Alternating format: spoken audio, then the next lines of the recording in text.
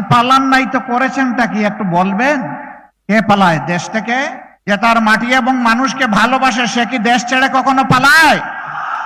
যাদের মাটি এবং মানুষের প্রতি কোনো দায় নেই, দরদ নেই, ভালোবাসা নেই, এই বসন্তের কোকিলেরই যখন তাদের সময় তাকে কুহু কুহু ডাকে, আর যখন অপকর্মের শাস্তির মুখোমুখি হয় তখন দেশ ছেড়ে পালিয়ে যায়। আমাদের নেতৃবৃন্দকে মিথ্যা মামলা দিয়ে দফায় দফায় বিচারের নামে অবিচার করে ফাঁসি দিয়েছেন। কেউ তো এই দেশ থেকে পালানোর চেষ্টা করেন নাই। জনাব মীর কাসিম আলী তিনি তো আমেরিকায় ছিলেন, তার পরিবারের সদস্যরা, তার কোনো শুভাকাঙ্ক্ষীরা বলেছিল don't come back to Bangladesh, বাংলাদেশে ফিরে আসবেন না এখন। তিনি বলেছিলেন কেন? বলেছে যেমন করে আপনার সমতুল্য অথবা সিনিয়র নেতৃবৃন্দকে তার জুলুম নির্যাতন করছে আপনাকেও ছাড় দিবে না। তিনি বলেছিলেন আমি বাংলার মাটির সন্তান, আমার আল্লাহ আমার দেশে পয়দা করেছেন, আমি বাংলাদেশে ফিরে যাব, আমি আদালতে মোকাবেলা করব, কাঠগড়ায় দাঁড়িয়ে বলবো আমার বিরুদ্ধে আনিত অভিযোগ মিথ্যা। তিনি জেনে শুনে ফাঁসির রশি তার গলায় ঝুলতে পারে এইটা জেনেও তিনি যেহেতু নিষ্কলুষ ছিলেন, নিরপরাধ ছিলেন, তার দুঃসাহস এবং সৎসাহস ছিল।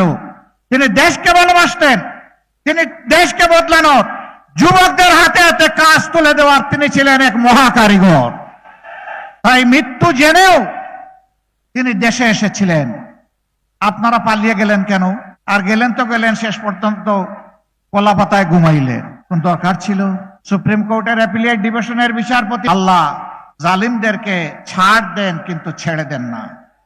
সিলেট সীমান্ত দিয়ে বিচারপতি মানিক সাহেব পালাতে গিয়েছিলেন, কিন্তু তাকে যখন জনগণ জিজ্ঞেস করেছে আপনি কে গো, তিনি বলেছেন আমি শামসুদ্দিন চৌধুরী। লোকদের স্মরণ হয়ে গেছে, জিজ্ঞেস করছে আপনি কি স্যার সেই কালো মানিক? ভাই কালো ধলো সব আল্লাহর দান। তাকে যখন জিজ্ঞেস করলো আপনি কি সেই মানিক? বলে হ্যাঁ। বলে স্যার আপনি কোথায় আছেন? কই সম্ভবত ভারতে আছি। কই কেন গো স্যার আপনি ভারতে যাবেন কেন? কই যা নিয়ে পালাচ্ছিলাম। ওরা বলে না গো শোনা, আপনি ভারতে যেতে পারেন নাই, আপনি বাংলাদেশের জালে বন্দী হয়ে গেছে। এখন আপনি কোথায় আছেন জানেন? কই তা জানি না। ওই যে এই দেখেন আপনি কলা পাতার উপর শুয়ে আছে। বলে হ্যাঁ, তাইলে আমার ব্যাগ গেল কোথায়? কই কিসের ব্যাগ? বলে টাকার ব্যাগ। কত টাকা ছিল? ৭৬ লক্ষ টাকা। কেন আপনি এটা নিছিলেন? কই পালাতে গিয়ে আমার তো ওখানে খাওয়া দাওয়া করা লাগবে, এই জন্য নিচ্ছিলাম। কে নিয়ে আসলো আপনাকে এইখানে? বলে যে ভারতের কিছু লোক। কই যে তারা আপনাকে এইখানে ফেলে মানিক নিয়ে চলে গেছে।